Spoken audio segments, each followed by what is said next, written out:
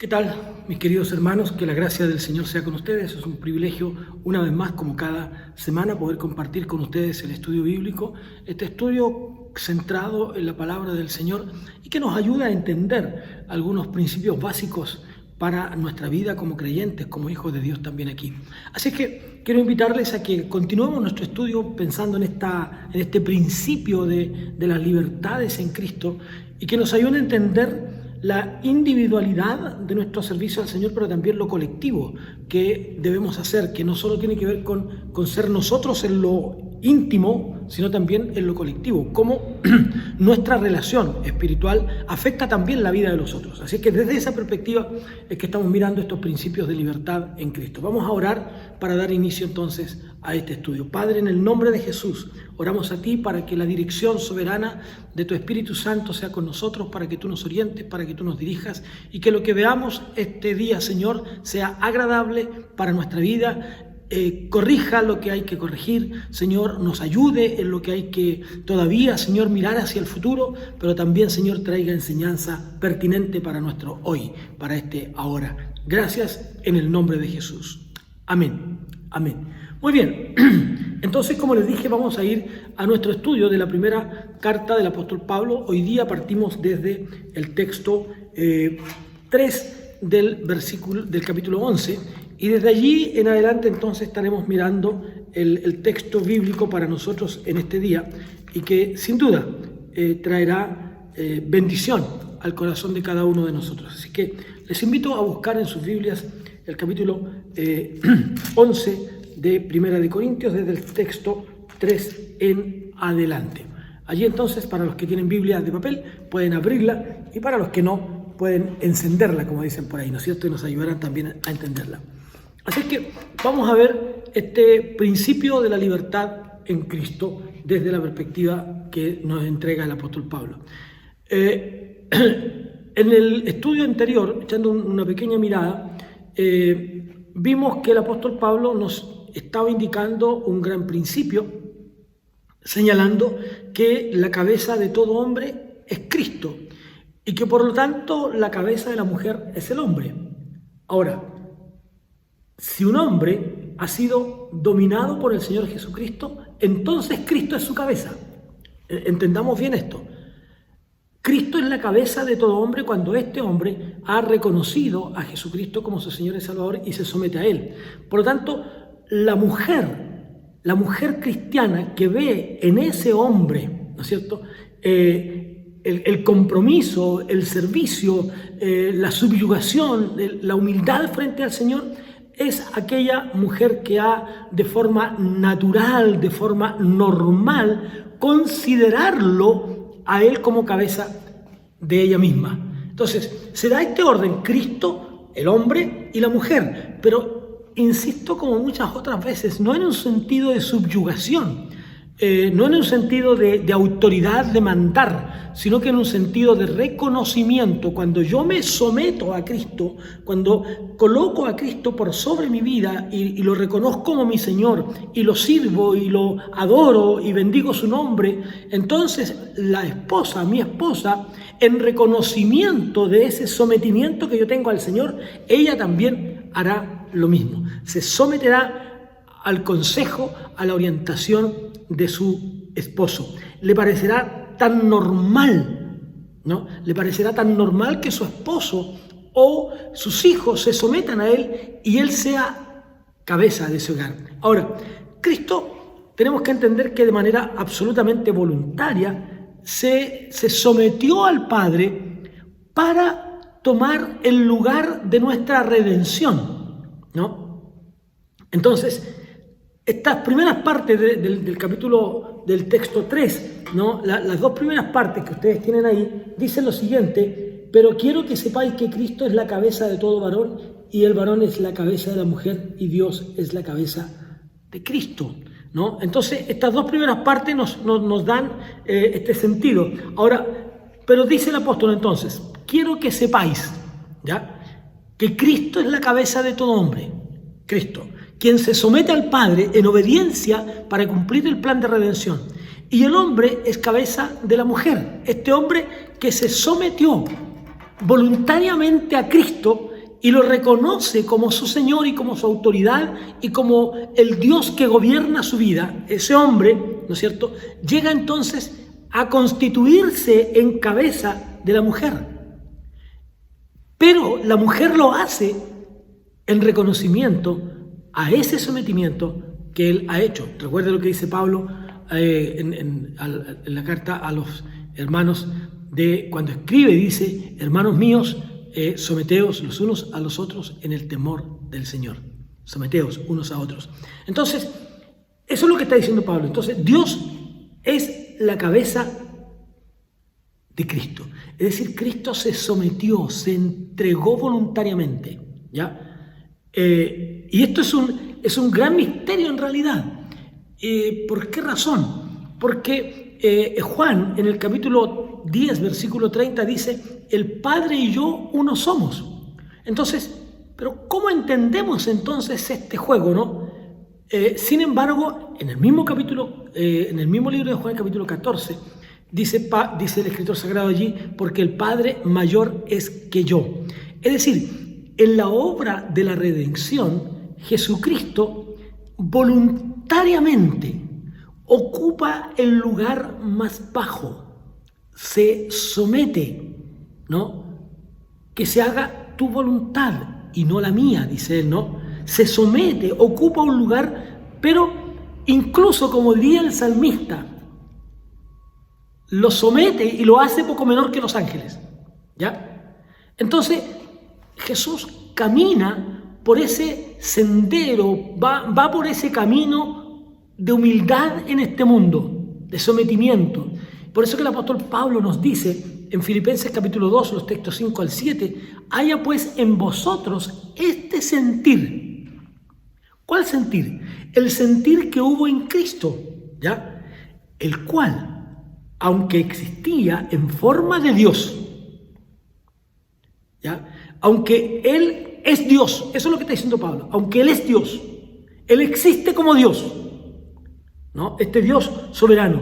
Sin embargo, dejando aquello, Él asume y se despoja de esa gloria, vamos a decirlo de esta manera, ¿no es cierto? Se despoja y toma la forma de un siervo, de uno que sirve, de uno que se humilla, de uno que ocupa el lugar de un servidor. Y dice: y haciéndose semejante a los hombres. Semejantes, no igual.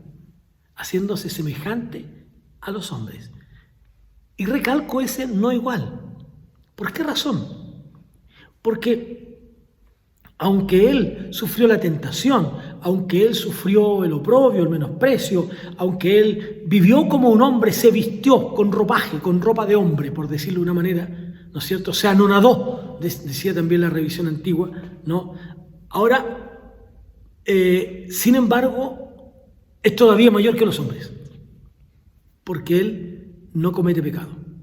No hay pecado en Él. Ahora, Pablo entonces va a aplicar aquí este principio de liderazgos, de sometimiento, de humildad, ¿no es cierto?, con la iglesia de Corinto. Corinto, en esta ciudad donde una mujer que no usaba velo, que no tapaba su rostro, ¿no es cierto?, para no ser deseada, para no ser vituperada por los demás, para no ser menospreciada, ¿no es cierto?, y que si no usaba el velo era considerada incluso una prostituta. Entonces, esa situación, ¿no?, y que era normal en Corinto, ¿no?, y que en aquella época era parte importante, creemos que aquí se aplica un principio pertinente para esa ocasión, en que una mujer que no llevaba velo era una mujer considerada una mujer prostituta, aunque no lo fuera. El velo la hacía parecer de esa manera. Entonces, pero eso es aplicable en ese momento histórico y también en ese momento de esa ciudad, en ese lugar, de esa iglesia. Por eso Pablo dice en el texto 4, todo hombre que ora o profetiza con la cabeza cubierta deshonra su cabeza. Los rabinos de ese tiempo enseñaban que el hombre debía cubrir su cabeza, ¿no? Eso es lo que enseñaban. Hoy incluso los rabinos judíos en este tiempo, en este siglo XXI, ellos usan lo que se conoce como una kipá, que es la que llevan sobre su cabeza. Esto, dicen ellos, que se debe al hecho que el hombre, el rabino, ha de considerar, a través simbólicamente de esta kipá que ponen sobre su cabeza, que hay alguien que está sobre él. Obviamente ese alguien es Dios, y que por lo tanto ellos han de estar sometidos a Dios. Entonces, la iglesia había interpretado de mala manera lo que se enseña por Moisés y cuál era el motivo para usar el velo. El apóstol Pablo en la segunda carta, el capítulo 3, el versículo 13, dice: y no como Moisés, que ponía un velo sobre su rostro para que los hijos de Israel no fijaran la vista en el fin de aquello que había de desaparecer. ¿Qué ocurre? Lo que ocurre aquí, amigos, es que cuando Moisés entraba en el tabernáculo, dice que era tal el impacto, podemos decirlo de esta manera, era tan grande el impacto de la presencia de Dios que su rostro resplandecía. Pero esto iba progresivamente desapareciendo. Y para que ellos no fijaran sus ojos en el rostro de él, de algo que va a desaparecer, él colocaba un velo sobre su rostro. Pablo está haciendo entonces referencia a esta experiencia cuando él desciende incluso desde el monte. Su rostro resplandecía, ¿no? La piel de su rostro brillaba. Pero eso, como les dije recién, poco a poco desaparecía, ¿no? Así es que ahora, por eso es que vamos a mirar más adelante, que el atavío, yo diría, de hombres y de mujeres, aunque dice ahí que el atavío de las mujeres, pero vamos a referirnos a hombres y mujeres, debe ser el interno y que debe ser un reflejo hacia afuera de lo que somos, pero que no termina, que no se acaba, que no pasado un rato se termina. Entonces, ¿qué está haciendo Pablo? Pablo está diciéndole a los hombres que no debían cubrirse la cabeza. ¿Por qué? Porque un hombre creado a imagen de Dios, un hombre que está unido a Cristo por la obra maravillosa de la redención de Cristo, debía tener su cabeza descubierta como una señal de libertad. Ahora, el brillo que debería haber en un hombre, como dije recién, ha de ser el interno que se expresa en una cara apacible, en una cara donde la paz del Señor está en ese hombre, se refleja en las actitudes de ese hombre, ese fuego interno, ese fuego espiritual interno que el hombre tiene, entonces lo lleva a actuar en el mundo de una manera diferente, que los demás puedan apreciar que de verdad ese hombre es un hijo de Dios, un creyente en Cristo. Entonces, no era necesario que cuando ellos profetizaban o cuando ellos predicaban, entregaban el mensaje, hicieran así, sino que el hombre debía llevar su cabeza despejada. Pero dice, toda mujer, texto 5, toda mujer que ora o profetiza con la cabeza descubierta, deshonra su cabeza, porque es lo mismo que si lo hubiera rapado. Esto es como si Corinto hubiera tenido una versión distinta de esta liberación femenina, ¿no? Pero en una dirección errónea, equivocada. Entonces, mientras que el hombre tenía su cabeza descubierta, la mujer también debía hacerlo. Fíjense lo que dice el texto: toda mujer que ora o profetiza. Lo que indica entonces, lo que indica este texto, es que la participación de la mujer dentro del culto público era pertinente. Podía orar y podía profetizar, podía predicar, digámoslo así. Si Dios le ha dado a una mujer esa capacidad espiritual de hacerlo, debe hacerlo. No puede haber nada que se lo impida, ¿no? Nada. No puede haber algo que le impida que ella pueda orar o profetizar en público. Mira lo que dice el texto 6. Si la mujer no se cubre la cabeza, que se corte también el cabello. Y si le es vergonzoso a la mujer cortarse el cabello o raparse, que se cubra. Esto otra vez tiene una aplicación concreta para Corinto, ¿no? La mujer que no usaba velo en aquella ciudad era una prostituta. Y muchas de ellas se habían afeitado la cabeza, se habían sacado su cabello. Las mujeres vírgenes que estaban en el templo de Afrodita eran realmente prostitutas, mujeres al servicio y al desenfreno, como lo hemos dicho antes, de los hombres que se negaban a tener esta libertad y cuyas mujeres le negaban también, lo dijimos, ¿no es cierto? Salvo para la oración, dice el apóstol Pablo, hay que retenerse. Entonces obligaban a estos hombres a concurrir a estos lugares y estas mujeres tenían su cabeza rapada. Por eso entonces, que las mujeres que tenían sus cabezas descubiertas generalmente eran las prostitutas. Pareciera ser que este concepto de todo me es lícito, ¿no? Todo me es lícito y todo me está permitido. Pablo está diciendo, no es así tan así como ustedes lo están mirando. Porque el velo era una señal de sometimiento, no ante los hombres, sino ante Dios.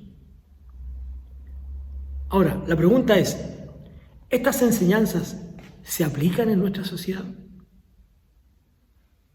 Bueno, diríamos que para algunas mujeres, si quieren hacerlo, llevar un sombrero sobre su cabeza, y lo hacen, ¿no es cierto? Está bien. Pero ¿qué es lo que dice el apóstol Pablo en realidad? Y él dice lo siguiente, quiero pues que los hombres oren en todo lugar, levantando manos santas, sin ira ni discusiones. Y asimismo, que las mujeres se atavíen de ropa decorosa, con pudor y modestia, no con peinados ostentosos, ni oro ni perlas, ni vestidos costosos, sino con buenas obras, como corresponde a mujeres que practican la piedad. Lo que Pablo está diciendo aquí es que si las mujeres han de levantar manos santas, guiando en el servicio público, en la oración, en la profecía, entonces ella no debía vestirse de tal manera que llamara la atención hacia su persona, ¿ya? Sino simplemente que fuera lo más, ¿cómo diríamos?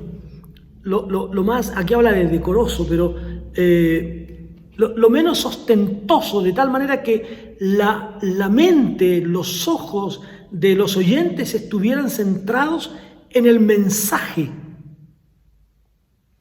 que estas mujeres entregaban y no en el cómo se vestían. Eso es tan pertinente hoy como lo era en aquel tiempo. Y es lo mismo para hombres o mujeres. Cuando los hombres predican el mensaje del Señor, cuando los hombres predicamos, nuestra vestimenta ha de ser decorosa. que no llame la atención sobre la vestimenta, sino que esté centrado en la palabra del Señor. Ahora, mire, el apóstol Pedro cuando escribe en el capítulo 3 dice lo siguiente: asimismo vosotras mujeres, estad sujetas a vuestros maridos, para que también los que no creen en la palabra o a la palabra sean ganados sin palabra por la conducta de sus esposas, al considerar vuestra conducta casta y respetuosa. Entonces Pedro añade, ¿no es cierto?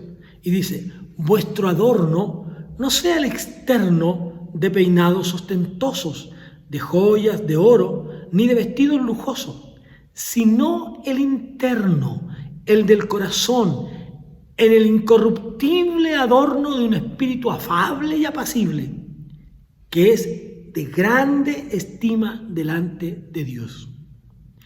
Pedro está diciendo que la esposa no puede pretender ganar a su esposo para Cristo por la manera en cómo se viste, en la ropa que lleva, en el peinado que usa, sino que ella ha de conquistar espiritualmente hablando a su marido con un espíritu afable, apacible. Insisto, no de subyugación, no de aceptar tormentos, pero sí respondiendo, por ejemplo, con una palabra blanda a la ira, respondiendo con un gesto de amor al de enojo. Entonces, y luego nos pone este ejemplo. Hay mujeres que tienen en la Biblia este reconocimiento, el reconocimiento de un atractivo físico. Por ejemplo, están Jezabel, Esther, Salomé. Pero hay otras que se destacaron también por ser mujeres devotas, mujeres maravillosas en Dios, a quienes Dios usó. Débora, Ana, Abigail, la misma Virgen María, en fin. Pero estos consejos que vienen posterior a esto, dado a los hombres, en la misma carta del apóstol Pedro, él dice lo siguiente: ustedes, los maridos, ¿no? Ustedes, maridos, igualmente vivid con ellas sabiamente, dando honor a la mujer como a vaso más frágil y como a coherederas de la gracia de Dios, para que vuestras oraciones no tengan estorbos. Fíjense ustedes qué interesante es esto. Reconozcan que son vasos frágiles, pero no pueden dejar de reconocer que son coherederas, heredan con ustedes también. No hay una herencia aparte para ellas, son coherederas, ¿no? A veces las oraciones no llegan a la presencia del Señor porque la relación de los esposos no es la mejor, porque no estaban compenetrados en lo que debía, porque estaban resentidos, porque había rabia, porque había a lo mejor tensión entre ellos, producto de las situaciones que podían estar viviendo, porque no estaban de acuerdo en tal o cual decisión. Y eso hizo que la oración fuera estorbada. Entonces Pablo ahora vuelve en el texto 7, vuelve a este principio que trata en el versículo 4. El hombre no debe cubrirse la cabeza, pues él es la imagen y gloria de Dios. Pero la mujer es gloria del hombre, pues el hombre no procede de la mujer, sino la mujer del hombre, y tampoco el hombre fue creado por causa de la mujer, sino la mujer por causa del hombre. El lugar de la mujer en esta familia ha de ser el de una compañera idónea. Ella es el complemento, la otra parte de él. Sin ella, el hombre está incompleto. Ningún hombre es completo sin una mujer. a menos que Dios le haya dado el don especial, un don importante en la vida de contención para que él no tenga entonces esposa. Así es que Pablo dice, ellas son coherederas. Ellas no fueron creadas de un material distinto. Es cierto que son creadas productos, como dice el texto, vamos a decirlo de esta manera, como una necesidad que el hombre tenía. El hombre se sentía solo. El hombre sentía que las cosas no andaban bien y que aunque podía relacionarse con los animales que Dios había creado, aunque podía relacionarse con todo lo que Dios había creado para él, sin embargo, a pesar de eso, el hombre se sentía solo. Por lo mismo, entonces, Dios crea una ayuda idónea para la mujer. Entonces la mujer, ella ha de ser la otra parte, la compañera idónea, esa que ha de ayudarlo en todas las tareas. Por lo cual la mujer, dice el texto 10, debe tener señal, un símbolo de autoridad sobre su cabeza, por causa de los ángeles. Aquí hay una referencia a los ángeles que podrían resultarnos no tan fácil de entender. Esto tiene que ver, podríamos entenderlo de la manera en que estamos siendo observados, ¿no?, por estos seres creados también por Dios. Este pequeño planeta en el que nosotros vivimos, estamos puestos como en un gran escenario, ¿no? Y ellos nos observan. Ellos están descubriendo ese amor maravilloso de Dios, porque ellos entienden que los seres humanos no somos dignos de ese amor. Somos criaturas rebeldes desde esa mirada. Criaturas rebeldes, ¿no?, que no hemos hecho lo que Dios nos mandó, pero Dios no nos ha abandonado. Al contrario, Dios ha provisto para nosotros salvación. Él nos ama. Y como nos ama, entonces es evidente que en su gracia y en su misericordia está el hecho de nuestra salvación. Es muy probable, mirado así, que los ángeles mismos se asombren, ¿no?, de la gracia, de la paciencia de Dios para con nosotros los seres humanos. Dice el texto 11, pero en el Señor ni el hombre es independiente de la mujer, ni la mujer es independiente del hombre. Esto es, cada mujer tiene el poder de mantener al hombre junto a ella, simplemente por ella ser mujer. Y el hombre puede mantener a una mujer a su lado, por eso, porque es hombre. Y esa es la relación que existe, amigos, hermanos, en el matrimonio. Una estrecha unión que hace de este hombre y de esta mujer el que ya no sean más dos, sino que sean uno solo.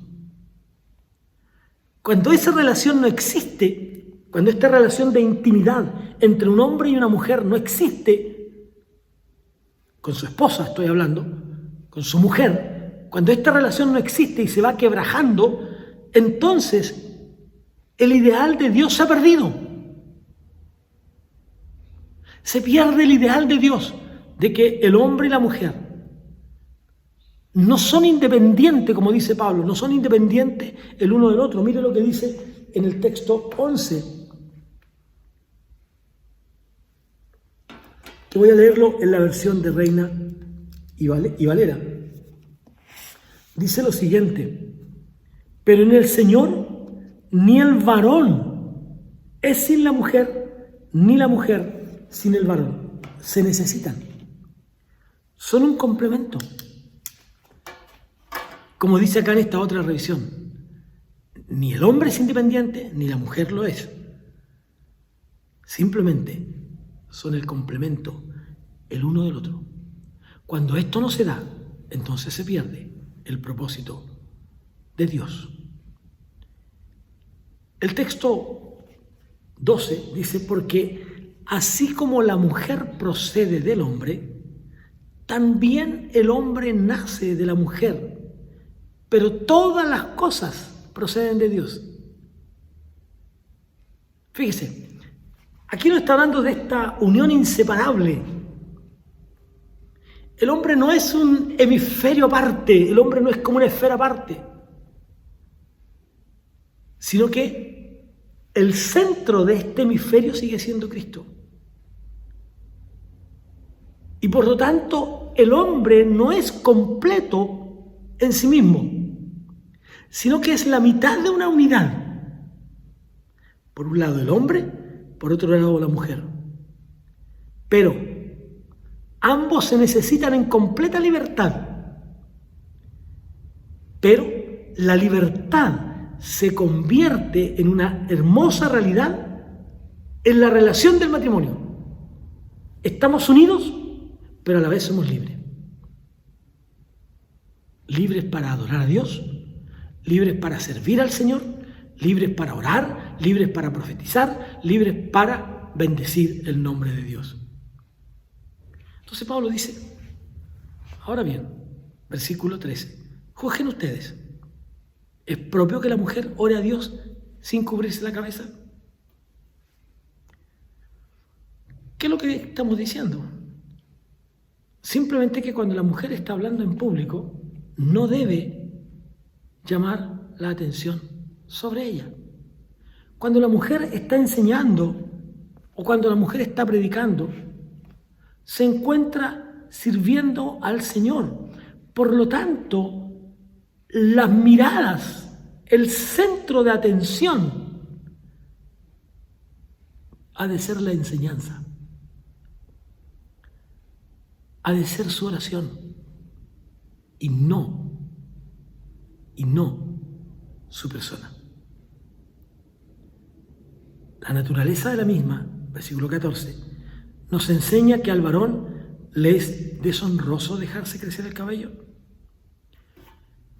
Esta es una modalidad o una forma que se usó por mucho tiempo, pero que en realidad era más bien un voto en algunos, y que era el voto de abstenerse de varias cosas. Y en el voto nazareo era un acto por el cual el hombre se consagraba a Dios, y lo hacían dedicándolo exclusivamente a Dios. Y entre esas cosas que debía hacer estaba el no cortarse el cabello. Por amor a Dios, ellos decidían incluso en su tiempo exponerse a la crítica, a la vergüenza de algunos, ¿no? Pero porque el cabello en aquel tiempo era vergonzoso para los hombres dejarlo largo. Pero ellos eran dedicados, consagrados, y en consideración ellos, entre otras cosas, debían abstenerse de aquello. Dice, pero al contrario, a la mujer dejarse el cabello le es honroso, porque en lugar de velo le he dado su cabello. Entonces, tenemos libertad al estar unidos en Cristo. No debe ser tema el cabello más largo o más corto, sino la actitud que cada persona pueda adoptar y pueda optar al adorar a Dios. En nuestro tiempo y en nuestra época, ¿no es cierto?, hemos visto que en algunos casos dejarse crecer el cabello ha significado un acto de rebeldía. Como también raparse en las mujeres ha sido también un acto de rebeldía. Entonces, digamos que el tener el cabello largo, eso es lo que está diciendo Pablo aquí, el tener el cabello largo o raparse, es una libertad que cada uno tiene en Cristo. Pero hágalo con libertad, pero con sometimiento a Dios. Entonces Pablo está diciendo, amigos, ni el largo del cabello, ni lo corto del cabello es lo que determina nuestra vida con Cristo. Ni el vestirse de una manera o de la otra es lo que tiene importancia realmente en nuestro servicio al Señor. Pero Pablo diría, hagámoslo con decencia, ¿no? Pero, dice Pablo, si alguno quiere discutir sobre este asunto, sepa que ni nosotros ni las iglesias de Dios tenemos tal costumbre. Aquí Pablo está diciendo, mire, si alguien quiere discutir sobre el tema, háganlo. Pero yo quiero decirles que ni nosotros ni la iglesia tiene un catálogo para decir que diga no cortarse el cabello o sí hacerlo. Lo que estamos diciendo, dice Pablo, es que la persona, lo importante es la vestimenta interior, ¿no? Que la vieja humanidad se haya ido para darle a esta nueva vida en Cristo una vida distinta, una vida diferente. Es decir, una vida bajo el control total y absoluto del Espíritu Santo. Esa condición y esa importancia del Espíritu Santo adornando nuestra vida es la que le dará la apariencia al creyente, porque será el Espíritu Santo quien lo ayudará, quien lo guiará a vivir en humildad, a no hacer cada una de estas cosas que hemos mencionado, sino que al contrario, el Espíritu Santo nos llevará a vivir una vida sobria. Entonces, digamos, hermanos, pensando ya en redondear esta idea, el apóstol Pablo no está hablando aquí, no estaba estableciendo reglas dogmáticas para las sociedades venideras, ni para la cultura, ni nada, ni para las tradiciones. Simplemente lo que Pablo hace es exponer lo que es mejor en su tiempo, en el tiempo de la iglesia de Corinto. Pablo dice, no hagan lo mismo que los demás. La libertad en Cristo nos permite llevar el cabello largo o raparnos. La libertad en Cristo nos permite llevar un tipo de vestimenta u otro, pero que esa vestimenta, que ese pelo largo, que ese pelo rapado, no, o esa cabeza rapada, no estorbe el mensaje que estamos predicando, sino que muy por el contrario, que el cómo nos vestimos pase absolutamente inadvertido para que la gente pueda oír con claridad el mensaje del Señor sin tener frente a ellos una distorsión de la centralidad del mensaje evangélico. Así es que, amados, les invito a reflexionar sobre esto, que usted pueda pensar en esto que he mencionado en este día y que pueda llegar a esa conclusión. Libertad en Cristo. Estos principios, como he dicho al comienzo, principios de libertad en Cristo, que no estorban nuestra comunión, que no estorban nuestra relación con el Señor. La próxima semana seguiremos en un nuevo estudio de la palabra del Señor. Oremos. Padre, muchas gracias por esta libertad que tenemos en Cristo, esta libertad para vivir una vida que te agrade, una vida que te honre, una vida que glorifique tu nombre. Gracias, papá, por ayudarnos en esta tarde y entender tu palabra. Gracias por esta libertad que tenemos en Cristo. Pero, Señor, que nunca se pierda de nuestra vida la centralidad del Evangelio de Jesús. Recibe, Señor, nuestra honra, recibe, Señor, la gloria y el honor por los siglos de los siglos. Amén. Que Dios les bendiga y nos volvemos a encontrar la próxima semana en un nuevo estudio de la palabra del Señor. Un gran abrazo para ustedes. Soy el pastor José Luis Burel, pastor de la Segunda Iglesia Bautista de Santiago. Bendiciones.